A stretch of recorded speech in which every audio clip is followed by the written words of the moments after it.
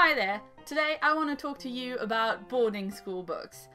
Now, I had this idea because of the Book a Day UK hashtag on Twitter, which is simply a hashtag where people go every day to talk about their favourite books with a certain specific trait. Earlier this month, We Love This Book, which is a literary magazine which is running the Book a Day UK for September, asked us to name our favourite book that takes place in a school. And I was at a loss, I couldn't pick just one. I love school books, and particularly boarding school books.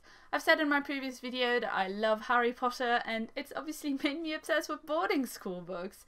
So today I want to talk about 3 boarding school books which are fairly new releases in YA and are really exciting books that I've really enjoyed and I wanted to share with you guys. First is The Rithmatist by Brandon Sanderson.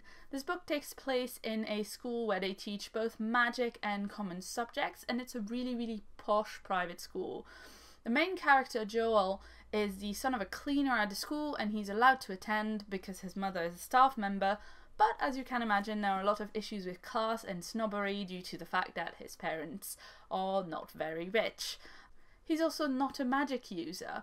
In that universe, not everybody can do magic, and Joel actually can't. He is fascinated with magic though. He wants to go to the magic theory classes, he wants to study the magical theory and figure out how it all works, and no one can understand why he would like to do this due to his not actually being a magic user. Now, I love this book because it's got great conflict and friction, as you can imagine, and because it's by Brandon Sanderson, it also has a really cool magic system. So in that universe, you do magic by drawing geometrical figures and circles on the ground in certain patterns, and basically there's a lot of math that underpins it. That is the reason why Joel is able to actually study the magical theory, and it's very well thought through, as one would expect from Brandon Sanderson, but it's just a delight. I believe Sanderson has said that he's writing a sequel for this book. I don't know if it's going to be just one sequel or more than that, and also I don't know when it's coming out because I'm not sure he's working on it at the moment, but he has said that he would like to, so I'll definitely be picking that up when it comes out. Second is the Finishing School series by Gail Carriger. This is book 2, Curtsies and Conspiracies. Book 1 is called Etiquette and Espionage, so you definitely want to start there. This series is about a girl called Sophronia who is a tomboy and loves adventures and loves to spy on her family, and basically they get really fed up with her and send her to finishing school in the hopes that she'll finally become a proper young lady and be able to curtsy properly. And what they do not know is that the school that they sent her on is not only on an airship, which is already quite cool, but it's also in fact a school where they teach young ladies to finish people. So as well as teaching them proper manners and curtsies and all that kind of good stuff, they teach them how to be spies and assassins. So the idea is, if you can get all the info with your perfect manners, it's better, but if you can't, here are 10 ways to kill a man with a hairpin. It's a Gail Carriger novel, so it's really funny, and it's in the same universe as her first series, so we meet old acquaintances throughout this book. Now, this is obviously a multi-book series, given that this is already a sequel, and it's got a few more coming out, and I can't wait for it. I'll definitely be reading it as soon as I can. Third, we've got Murder Most Unladylike by Robin Stevens. Now, this book has no magic in it, but has quite a bit of murder, so that makes up for it plenty. It takes place in a very proper English boarding school in the 1920s or 30s, something like that. It's about 2 young girls, Hazel and Daisy, who are best friends, although they're quite different in character, and they form a detective club, the only problem being that there's not really anything to investigate.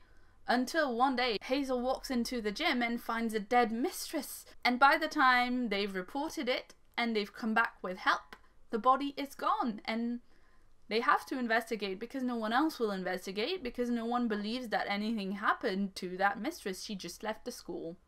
Let's not talk about it anymore. It's got really lovely relationships between the 2 main characters. It's narrated by Hazel, who is the shyer of the 2, and she's been sent by her parents from Hong Kong to study at this very British boarding school to give her a really good education.